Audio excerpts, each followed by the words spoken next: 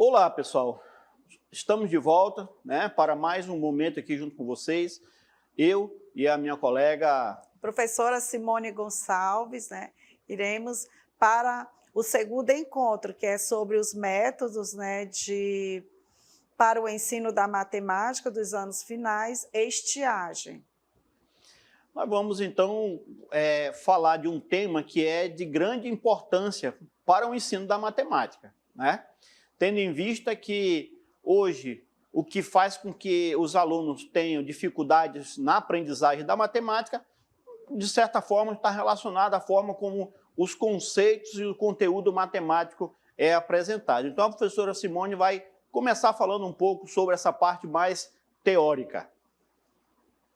Então, a metodologia, ela tem uma visão global que oriente o processo educativo, de que a unidade que esteja relacionada à unidade e coerência, a todos os elementos que intervêm nele e a todos os momentos e a todos os passos deste processo. Então, a metodologia ela está relacionada a esses dois itens importantes, que é a unidade e a coerência de todos os elementos. Partindo, segundo Nerice, ele diz que a metodologia de ensino ela pode ser compreendida como um conjunto de procedimentos didáticos representado por seus métodos e técnicas de ensinos. Então, a metodologia ela parte da didática, após a didática ela tem os seus métodos e suas formas, suas técnicas de como pode ser trabalhado. Então, esse conjunto de métodos eles são utilizados com o intuito de alcançar objetivo de ensinos e de aprendizagem com a máxima eficácia e o máximo para obter o máximo de rendimento.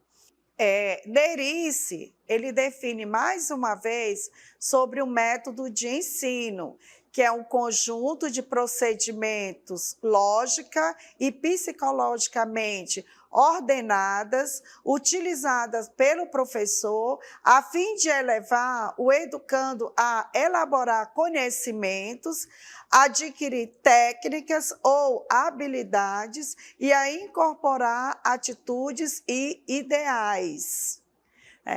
Aí nós temos, com relação à etimologia da palavra métodos, Então, métodos, no latim, ele fala métodos, E, por sua vez, se origina do grego meta, que significa, meta significa metas e objetivos, e todos significa o caminho, o percurso, o trajeto, os meios para alcançá-lo, Segundo Rangel, ele fala desse significado.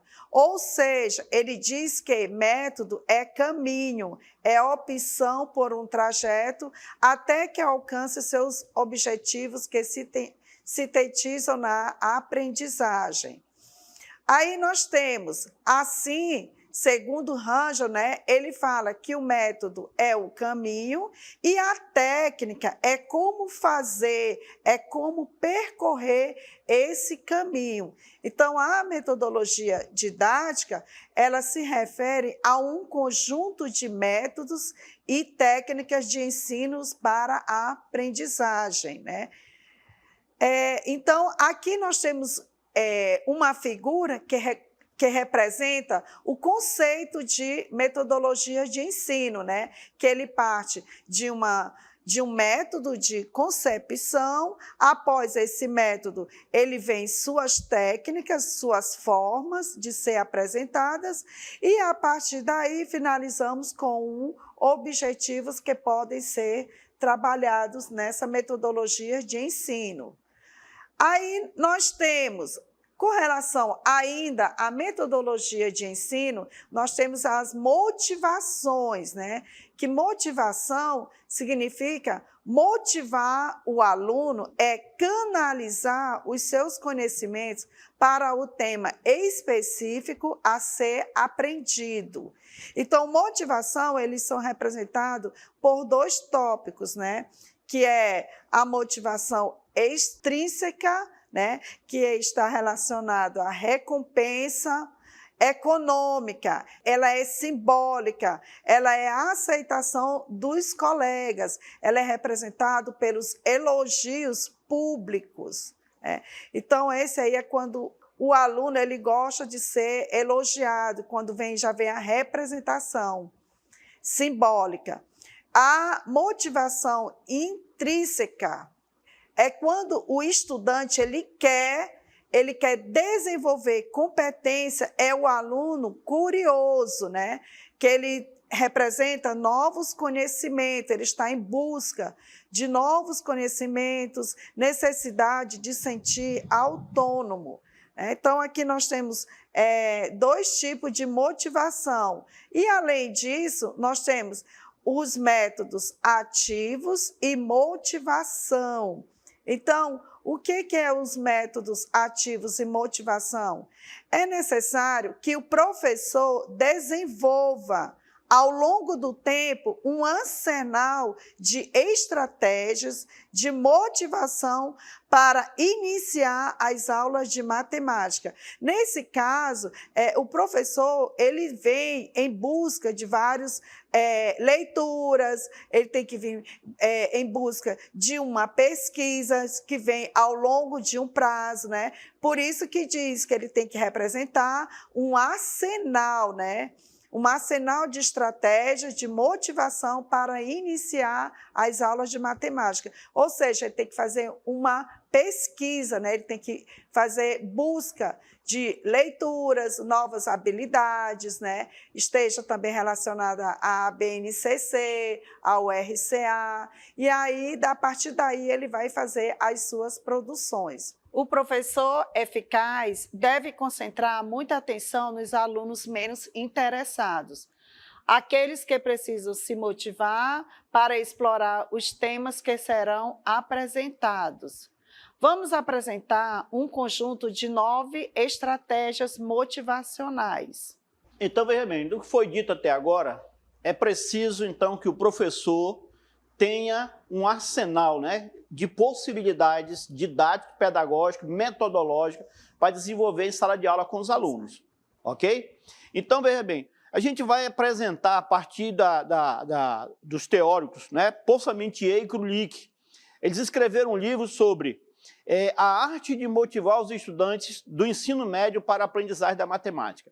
Só que essas estratégias que eles apresentam servem tanto para os alunos do ensino médio quanto para os alunos dos anos finais. Então, a ideia é pegar essas ideias e ver o que a gente pode pegar dessas ideias para trabalhar nas nossas aulas de matemática com os nossos alunos. Tem muita coisa que a gente considera interessante e importante, ok? E nós vamos apresentar aqui agora, tá, essas 9 estratégias. Desculpem. Na realidade, vai aparecer um pouco mais de 9, porque a gente colocou uma a mais aí que não está ligado com o Paul-Samitier e o Krulik, do livro deles, ok? Então, a primeira estratégia, nós vamos para o quadro aqui, porque nós vamos estar mostrando alguma coisa, explicando com mais detalhes, tá? Essas estratégias aí. Então, a primeira, indique uma lacuna no conhecimento dos estudantes, ou seja, os estudantes, eles têm uma necessidade natural de expandir o conhecimento, de aprender. Nós somos seres incompletos, nós estamos sempre aprendendo coisas novas. E aí, é claro que quando criança, tem a idade das crianças do porquê, né? Por que isso, por que aquilo, a pessoa tem curiosidade. Então, tudo isso deve ser aproveitado, porque essa curiosidade ela pode ser premiada, claro, com o aprendizado, ok? Então, vamos lá. O que a gente pode fazer? Olha só, aqui a gente vai estar sempre apresentando algumas habilidades aqui, né? Ligado a algumas questões. Por exemplo, às vezes, os alunos perguntam essas perguntas, elas podem surgir tanto dos alunos quanto dos professores, tá? Então, de repente, se um aluno perguntasse para o professor, professor, por que que o produto de dois números negativos dá positivo, né? Ora, isso é uma pergunta que muito aluno tem ali consigo e às vezes ele não sabe, e aí o professor precisa estar atento. E se o aluno não perguntar, o professor então pode perguntar. Aí o professor se preparou, né? Então ele diz assim, olha, eu queria fazer uma pergunta para vocês, por que isso? Então, essas perguntas podem vir dos alunos ou do professor, tá bom? E aí, veja, a gente pode, utilizando uma maneira bem simples, olha só, eu tenho aqui x mais 3 igual a 0, então isso implica que x é menos 3, y mais 5 igual a 0, então isso implica que y vale menos 5. Aí você faz um produto aqui, né, entre esses dois termos, ó, um produto. E claro, se um é 0, o outro é 0, o produto entre eles vai dar 0. Desenvolvendo aqui, ó, x vezes y, xy, x vezes 5, 5x, 3 vezes y, 3y, e 3 vezes 5, 15, igualando a 0. Soma-se 15 aos dois membros, tá? Então, ó, repetir aqui tudo, tá? Aí, veja, acrescentei 15 aqui e acrescentei 15 aqui, ó, nos dois membros.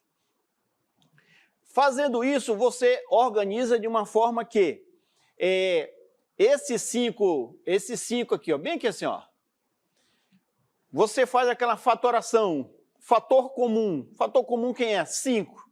5x dividido para 5 dá só x, 15 dividido para 5 dá 3. Aqui você faz outra fatoração, ó. O fator comum agora vai ser 3. 3y dividido para 3 dá y, 15 dividido para 3 dá 5. Observe que nessa fatoração aqui, ó, esse x mais 3 aqui nós sabemos que é 0, ó. Então, esse termo aqui vai ser 0, multiplicado por 5. O y mais 5 também nós sabemos que é 0, então esses dois termos aqui vão sumir, ó. Então vai restar apenas o quê? X mais y igual a 15. Ora, mas nós vimos lá que o x é menos 3 e que o y é menos 5. Então o que está dizendo aqui, ó, que x vezes y é igual a 15. Mas o x é menos 3, o y é menos 5, então quer dizer que menos 3 vezes menos 5 deu 15 positivo. Então, veja, eu dei uma explicação usando matemática básica, tá? Então, tem essas e muitas outras perguntas que o professor pode fazer. E, claro, se o aluno fizer uma pergunta que o professor, de repente, não saiba de primeira, mas o professor, ele pode dizer assim, ó, vou pesquisar, na próxima aula apresento para vocês. Mas o professor tem que estar sempre, né, atento a esse tipo de situação. Ah, professor, por que que o π... Nos cálculos que a gente faz envolvendo a área de círculo, o π vale 3,14. Aí você pode até fazer uma atividade prática com eles, recortando no papel cartão várias figuras circulares de tamanho diferente, e aí você faz tipo uma atividade que o Arquimedes fez lá, né? Você pegar um pouco, como o Arquimedes chegou nisso. Então ele pegou o diâmetro, pegou o comprimento da circunferência de cada círculo, dividiu um pelo outro e o resultado dava sempre aproximado a 3, alguma coisa. Ele chamou aquele 3, alguma coisa de π. Então, esse é o ponto aqui em relação a essas questões aqui ligadas a você descobrir uma lacuna no conhecimento dos alunos, tá? Uma outra atividade, ó, descubra um padrão. É interessante isso porque é uma habilidade que todos nós temos que ter, né? Reconhecer padrão.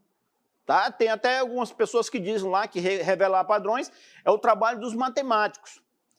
E aí, quanto mais prática e experiência os estudantes tiverem nessa busca por padrões, eles vão se tornar mais hábeis até na resolução de alguns problemas e na compreensão de ideias e conceitos matemáticos.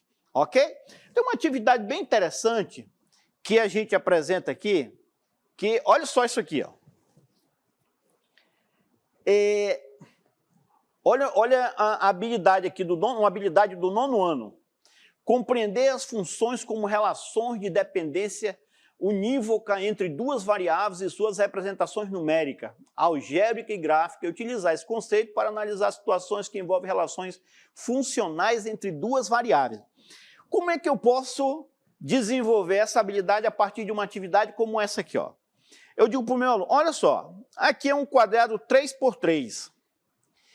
E eu tenho quadradinhos vermelhos pintados na borda. Aqui eu tenho 1, 2, 3, 4, 5, 6, 7, 8. Tenho 8 quadradinhos vermelhos pintados na borda aqui, ó. Aqui é um quadrado 4x4.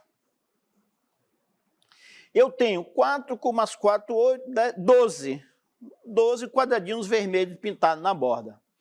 Aqui eu tenho um 5x5, tá? E aí eu tenho 5 com mais 5, 10, 16 quadradinhos pintados na borda. Então, eu posso, a partir desta configuração, que o aluno tem que observar que aqui tem um padrão sendo seguido, aí a gente, na próxima aqui, eu posso fazer a pergunta do seguinte tipo, ó, se aqui na frente, nessa sequência aqui, tivesse um quadrado 37 por 37, quantos quadradinhos vermelhos desse pintado na borda nós teríamos? Aí, veja bem, o camarada precisa analisar o padrão, pensar numa representação e buscar algum princípio, ideia da matemática para lhe ajudar a responder isso. Aí, veja bem, olha uma sugestão aqui. Aqui é 3. Deixa eu botar, vou mudar aqui a cor. Aqui é 3, ó. Aqui é 3, aqui é 1, aqui é 1. Veja, no 3x3, 3, 3, 1, 1. Vamos lá. Aqui no 4x4, aqui é 4, aqui é 4, aqui é 2, aqui é 2. Vamos ver o 5x5. Aqui é 5, aqui é 5, aqui é 3, aqui é 3.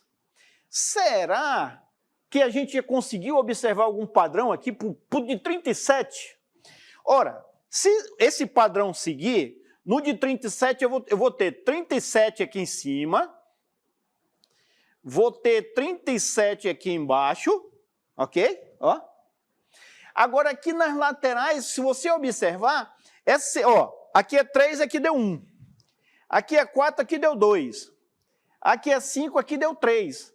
É sempre o número de lados 5 menos 2. 5 menos 2, 3. 4 menos 2, 2. 3 menos 2, 1. Então, 37 menos 2 vai ser 35. 35 é só somar tudo aí e nós chegamos na resposta. A princípio, usando somente as questões matemáticas. Só que na segunda pergunta, ele vai dizer assim, ó, quantos quadradinhos haverá na borda com N quadradinhos? É agora que vai entrar o princípio algébrico e vai entrar naquela questão da função. Ok?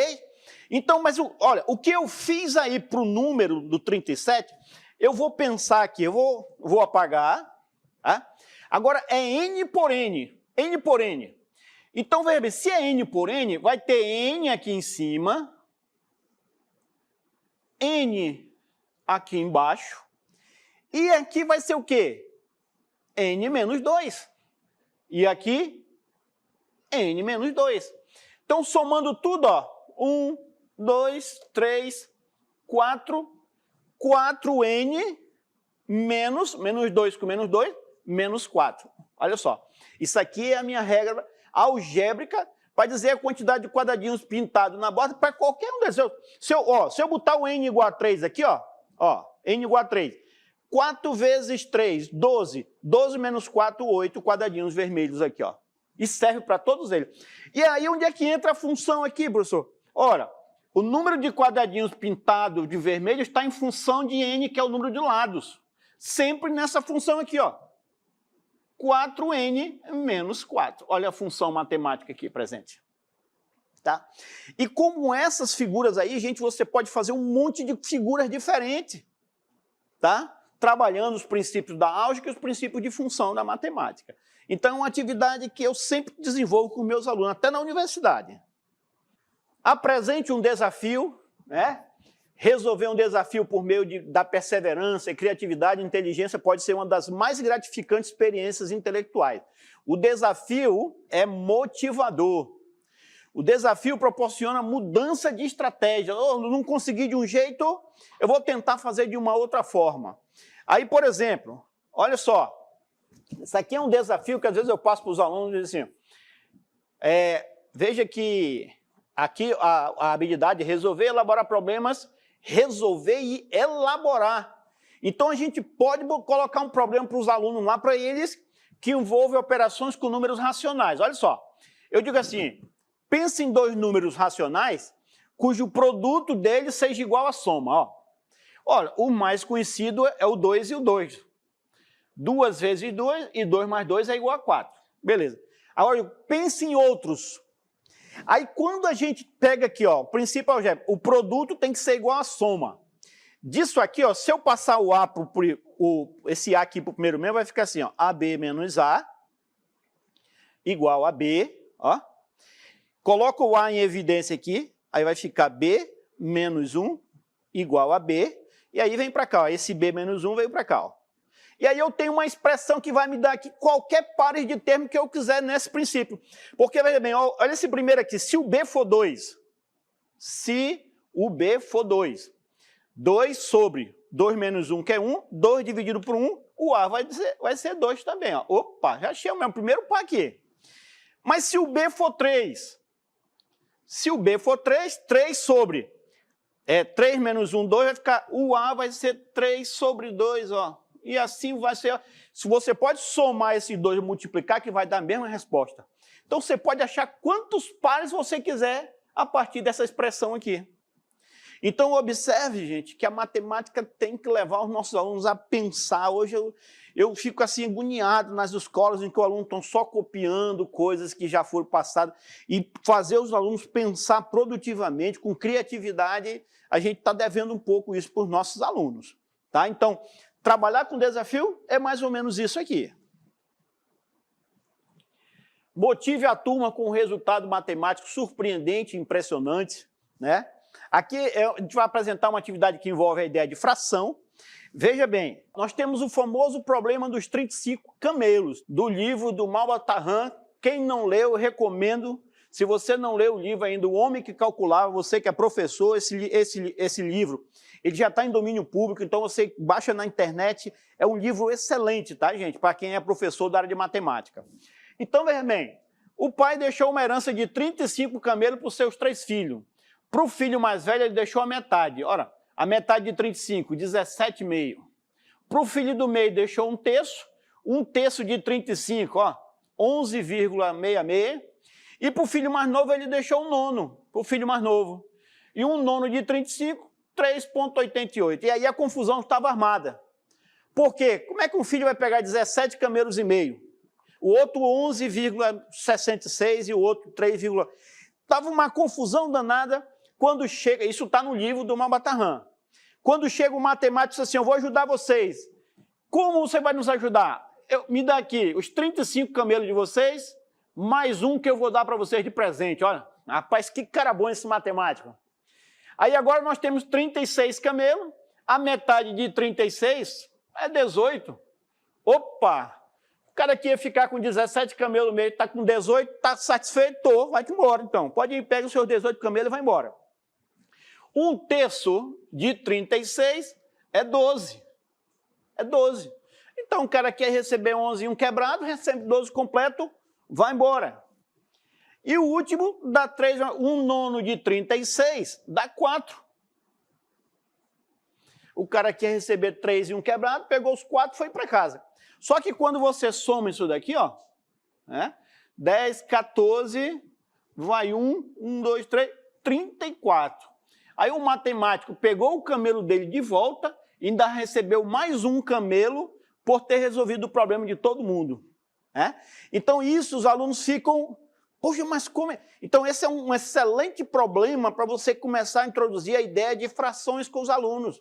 Tá? De que as frações, a somatória, às vezes essa somatória não dá um valor inteiro. Então é o que está por trás mais ou menos desse problema aqui. Ok? Então, existem outras questões, tá, gente? Para trabalhar com essa questão de tipo de uma matemática envolvida curiosidade.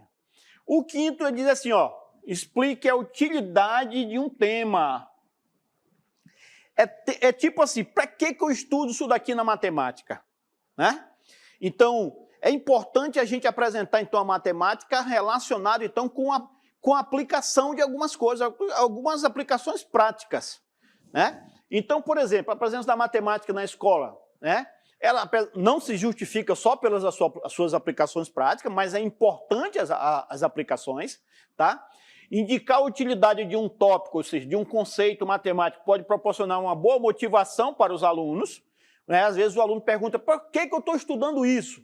Quando a gente apresenta, então, essa utilidade, o aluno fica, agora eu entendi, eu tenho que saber isso aqui. Lembre-se, o importante é a compreensão do conceito matemático e não a aplicação somente em si. O professor tem que estar atento. Eu não vou trabalhar só nessa perspectiva, tudo que eu trabalho tem que ser aplicado. Mas, na sua grande maioria, o professor é importante aplicar o conhecimento matemático.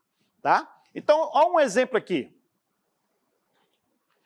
Olha a habilidade, resolver elaborar problemas que possam ser representados por equações do primeiro grau. Equações do primeiro grau. E aí, veja bem, nós temos aqui, ó, um certo profissional liberal realizou um serviço e para receber terá que emitir uma nota fiscal avulsa. Quem faz serviço, empresa que faz serviço, é exigido que ela emita uma nota fiscal avulsa. E aí, quando o cara emite a nota, ele vai pagar um imposto, um ISS, um imposto sobre serviço de 5%. E aí ele tem que botar um valor na nota, né? E ele vai ter um desconto desse valor de 5%, que é o ISS. Aí pense, o cara quer receber 500. Qual o valor que ele terá que cobrar para receber 500, sabendo que desse valor cobrado vai ser descontado 5%? Então, isso é um probleminha básico que envolve equação do primeiro grau. Ó. Ele tem que cobrar um valor que, descontado 5% desse valor, resulte em 500. É uma equação do primeiro grau. É um problema simples de aplicação do primeiro grau, que muita gente, às vezes, tem dificuldade de responder. Tá? Outra coisa aqui, ó, utilize a matemática recreativa. Isso aqui é onde assim eu me encaixo mais, né? Por quê? Porque, gente, o lúdico no ensino da matemática, ele é fundamental dentro dos processos de ensino e aprendizagem. Eu acredito na ludicidade e sei que ela pode ser bastante útil. Claro, se trabalhar com planejamento, com objetivos claros estabelecidos, o professor tem que ter tudo isso claro na sua mente. Tá? Por que eu vou trabalhar uma atividade lúdica, recreativa? Ok? Devidamente selecionada, uma atividade matemática recreativa pode ser útil. A matemática, quando fala em matemática, quando você ouviu a palavra ludicidade, vou escrever aqui, é o seguinte, quando a gente fala em ludicidade, a gente pode pensar em enigmas, em jogos, em paradoxos, em curiosidades, em desafios, como nós falamos ainda agora. Tudo isso fazem parte, tá, da ludicidade do ensino da matemática. Então, isso é importante. Essas atividades podem demonstrar, então, que a matemática, né, pode ser muito mais divertida do que aquela coisa chata que é apresentada nas escolas aí, tá? Então, camarada, eu sou professor de matemática, os alunos, vixe Maria. Aí o professor é só aquela aula de que ele vai para o quadro escrever, e não tem nada de prático, nada de lúdico, nada. Gente, olha, a gente precisa caminhar de uma maneira diferente, tá? A gente tem aqui, a gente trouxe para mostrar, olha só, esse aqui é um joguinho chamado, o título do jogo está aqui, ó, Qual a Chance? Então, esse jogo aqui é interessante porque, veja bem, se você observar, aqui está escrito 2 até o número 12, bem aqui assim, É como os alunos, e aí os alunos têm lá, cada jogador tem 3 pecinhas, uma peça que vai estar aqui, que vai participar da corrida, isso aqui é uma corrida, e uma outra peça que em cada rodada ele tem que marcar, é como se ele estivesse apostando num cassino. O cara vai jogar 2 dados, tá? E aí, antes da pessoa jogar 2 dados, um dos jogadores escolhido lá para jogar os 2 dados, mas antes de jogar, os jogadores pegam aqui, eu acho que vai, quando ele jogar os 2 dados, vou somar, eu acho que vai dar 5. Aí um marca a pecinha dele aqui. O outro diz, não, eu acho que vai dar 6. Aí coloca a pecinha dele aqui. O outro diz, não, eu acho que vai dar 7. E aí, quando todo mundo marcar, o cara joga os 2 dados. Se o cara, quem acertar na mosca, anda 5 casas aqui, ó. Quem ficar uma casa para a direita ou para a esquerda do número que saiu, anda 3 casas. E quem ficar 2 casas à direita ou à esquerda, anda apenas uma casa. E assim vai. O que está por trás desse jogo aqui? Olha essa habilidade aqui. Reconhecer em experimentos aleatórios, eventos independentes, e calcular a probabilidade de sua ocorrência. Quando a gente pega 2 dados e joga, e soma os resultados, qual desses valores aqui tem mais chance de sair? É esse conhecimento que está por trás do jogo. E esse conhecimento, claro, o professor não vai dar inicialmente, o jogo é como se fosse uma introdução dessas ideias. E depois o professor vai explicar todinho, construir o que ele chama de espaço amostral e vai mostrar que o número que tem mais possibilidade de sair é esse aqui, ó, tá? Mas isso vai ser descoberto aos poucos pelos alunos. Tem um outro jogo aqui, bom, aqui já explicamos. Olha, esse aqui, ó, trabalha com a noção de ângulo formado por 2 retas paralelas e uma transversal. Ó. Então, o camarada, nesse jogo aqui, ele tem que saber classificar os ângulos todinho. Então, a gente usa 2 dados, tá? No formato de octaedro. Eu tenho esses dados aqui, ó. Aqui, ó. Na minha mão, eu tenho esses 2 dados, ó, no formato de octaedro. Então, o camarada joga os 2 dados. Eu vou fazer uma jogada aqui. Caiu 1, olha só. Aí eu pego a minha pecinha, marquei. Caiu 1 e caiu 4. Bem aqui assim, ó, 1 e 4. Aí eu olho 1 e 4, vou ver todas as classificações que aparecem aqui. E no meio dessas classificações aparece aqui assim, ó, suplementares e adjacentes. Então, esse 1 e esse 4, eles são suplementares e adjacentes. Se eu acertar essa definição desses 2 ângulos aqui, aí eu ando uma casa com a minha peça aqui. Terminou minha jogada, eu jogo os 2 ângulos, os dois dados de novo, e aí cai um resultado. Eu vou jogar aqui de novo. Ó, 11, 1 e 1, caiu 1 e 1. Então, pense aqui, ó, se um ângulo desse é 11, qual vai ser a medida do outro? Aí, de novo, ó, se eles são suplementares e adjacentes, a soma dos 2 tem que dar 180 graus. Então, é só fazer o cálculo, tá? Então, é um joguinho que trabalha um bocado de quê? Ângulos, todos aqueles ângulos formados por 2 retas paralelas e uma transversal, e mais ângulos opostos pelo vértice, ângulos adjacentes suplementares, tá bom? Então, é um jogo bem interessante esse joguinho aqui. Conte uma história, né? Aqui vai envolver a história da matemática, tá? Então, sempre que for possível, professor, você vai dar uma aula sobre um conceito da matemática.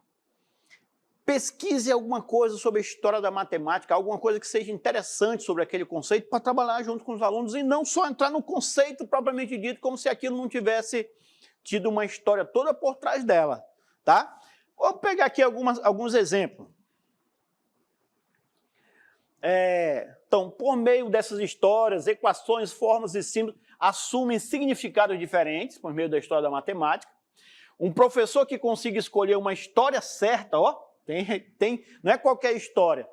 Uma história certa, no momento certo, terá uma excelente oportunidade para despertar o interesse dos estudantes, que é o nosso caso aqui. Olha só isso aqui. Aqui é um que tem a ver com o Teorema de Pitágoras, ó, uma habilidade do 9º ano. Aí, veja bem, olha o que Pitágoras, Euclides e o presidente dos Estados Unidos, né, James A. Garfield, têm em comum. Olha uma pergunta aqui, ó. E aí a gente vai para a história da matemática e descobriu que esse Garfield aí foi um presidente americano que era matemático, o cara gostava de matemática. E aí ele demonstrou o Teorema de Pitágoras a partir dessa figura aqui, ó. Ele diz que a área desse trapézio, olha a área do trapézio que nós vimos na sequência didática do nosso primeiro episódio. Então, a área do trapézio, que é base menor mais base maior, multiplicado pela altura, que é A mais B também, dividido por 2. Isso aqui é igual à somatória dessas áreas aqui, ó, do triângulo, base vezes altura dividido por 2, mais a área desse outro aqui também, ó, que é base vezes altura dividido por 2, mais a área desse outro aqui, ó, que também é um triângulo retângulo aqui, ó. Então, também é base, aqui no caso é C aqui, ó, tá? É C vezes C dividido por 2 aqui, ó, tá? Se você fizer isso, você vai chegar nas conclusões do Teorema de Pitágoras. Isso aqui é muito interessante para ser trabalhado, tá, gente? Dentro da questão da história da matemática, envolvendo o trabalho com o Teorema de Pitágoras e uma das demonstrações, uma das muitas demonstrações que tem o Teorema de Pitágoras, tá? Use materiais concretos. Opa! Sabe-se que o fazer a partir do material concreto favorece a aprendizagem, né? Então, isso aqui é em qualquer... o material concreto, gente, em qualquer segmento. Anos iniciais, anos finais, ensino médio, até na universidade, quando a gente trabalha com o concreto, é mais significativo para os alunos, tá? O material pode ser construído pelo professor ou pelos estudantes, tá? Uma aula pode ser apaixonante com o uso inteligente e criativo dos materiais escolhidos e construídos. Então aqui a gente vai só mostrar aqui, ó, um material que nós temos aqui, ó. Esse material aqui, ó, o geoplano, tá? É um material que a gente pode construir. Ó, é um pedaço de madeira com pregozinhos. Aqui nós temos alguns elásticos. Você percebe, isso aqui a gente trabalha área, perímetro, a gente trabalha com semelhança de triângulo aqui, ó. Essa figura aqui, ó, semelhança de triângulo, tá? Dá para trabalhar várias coisas, vários conceitos e ideias matemáticas com esse material didático chamado geoplano, que pode ser construído com o professor e pelos alunos, tá? Eu sempre digo, construa já como parte da atividade matemática, porque aqui, para construir isso aqui, já tem todo um conhecimento matemático, tá? Então, o geoplano é um deles, tá? Olha só, aqui, a gente tem aqui em mãos, eu vou virar o geoplano aqui e colocar aqui em cima, ó. A gente tem apresentado esse material aqui em outros momentos, tá? Olha só, a gente tem a construção de materiais. Aqui são sólidos geométricos. Aqui nós temos um prisma triangular construído com o material da Inajazeira, aonde está pintado aqui de azul claro, uma face da figura, apenas uma das faces, face lateral. Aqui nessa outra aqui, ó, a gente deu ênfase aqui, ó, a aresta. Então veja que com essas figuras, com simples organizações de desenhos aqui, ó, a gente pode, então, trabalhar os elementos, faces, aresta, pode também trabalhar a questão do vértice. E também, gente, ó, o processo de construção desse material já pode ser uma atividade que o professor pode fazer para os alunos, tá? Aí você pode trabalhar todos esses elementos, ainda pode trabalhar questões dos cálculos que possam surgir depois, tá bom? Então, isso aqui é um material feito com a bucha da Inajazeira, um material, uma palmeira típica da nossa região aqui, ó, da região nossa aqui amazônica. A Inajazeira produz, então, uma bucha extremamente rígida, o aluno não amassa ela com facilidade, e depois que você tem um material permanente para ser trabalhado dentro da escola, tá? E pode até criar um laboratório. Pode, ó, a criatividade é que manda, ó. Olha o tanto de figura que você pode fazer, figuras diferentes das tradicionais, para trabalhar os elementos, ok? Então, trabalhar com material construído é uma excelente possibilidade para o ensino da matemática. Ó. Aqui nós temos aqui, ó, aqui foi marcado o vértice, ó, aqui foi marcado a face, uma das faces laterais pintada, e aqui, ó, uma aresta, tá? Então, os elementos podem ser apresentados com material concreto, construído pelo professor ou pelos alunos dentro de uma atividade, tá? O professor pode passar isso como uma atividade, né, para os alunos. Outro elemento que pode ser bastante usado é a questão do texto no ensino da matemática. Ó, o texto nos ajuda a discutir conceito, o texto nos possibilita elaborar questão, e o texto também nos possibilita um elemento interdisciplinar, e o texto também nos possibilita o elemento transversal. Vou dar aqui um exemplo aqui, ó. Pegamos uma habilidade, reconhecer, nomear polígono, tal. Mas veja bem, ó, tem um textozinho, o texto bem curto aqui, ó, o texto. A configuração do ringue com 8 lados foi idealizado, né? Esse ringue é utilizado no UFC. Então, é o famoso octógono, né, que a gente fala. Foi idealizado pelo brasileiro Rorion Grace, evitando que um lutador acuado se esconda em um canto de 90 graus. Olha só aqui, ó, já tem ideia matemática aqui. No encontro das cordas, como ocorre no boxe. O boxe, ó, a superfície lá é assim, ó, quadrada. Então, tem ângulo de 90 graus aqui, ó. Mas o Rorion pensou num octógono. Vamos ver aqui se a gente... Ó, pensou num octógono. Esse ângulo aqui é maior do que 90 graus, então o cara não fica preso com facilidade. E aí você pode, então, pegar o texto, né, discutir sobre essas questões aqui, aonde é que o boxe, então, é lutado nessa figura, o UFC nisso daqui, o sumô é lutado numa figura circular, e você trabalha várias ideias e vários conceitos. Ah, se o do boxe é 90, qual é o ângulo aqui de um octógono regular? Então, o professor pode trabalhar esses conceitos, pode elaborar essas questões aqui, ó, tá? Trabalhar a questão dos elementos interdisciplinar envolvendo o esporte e a matemática. E pode, veja, quando a gente fala de tema transversal, tem os temas principais, aqueles que são apresentados nos PCNs, tá? Os 6 principais, mas tem outros. Violência pode ser um tema transversal. Esportes, a gente pode também trabalhar como tema transversal, esporte aliado à saúde, que também é um tema transversal, lá que está lá no PCN, tá? Então, o texto possibilita muitas coisas. Agora, a gente tem que pesquisar, trabalhar com um texto adequado, né, para cada conceito que você queira trabalhar.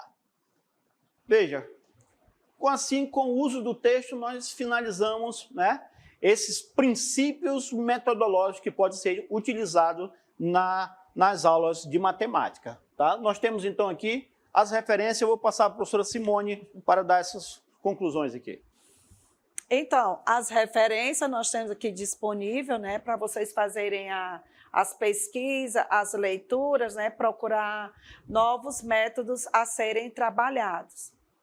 E logo após nós temos o QR Code, né, para os alunos acessarem, né, os professores, né, disponível para vocês, né, todo o material, tá bom? Aí nós temos os agradecimentos, agradecemos a nossa secretária de Educação, o CEPAM, em nome da professora Regina Ortiz, né, e nós temos também os contatos, né? Nós temos os contatos com o CEPAM, está disponível, o GEFOR, e também aguardamos a todos a contribuírem à leitura, né? Vocês precisarem. Bom, então, novamente, obrigado a todos vocês que estiveram conosco aí nesse segundo momento falando sobre metodologias para o ensino da matemática. Até a próxima.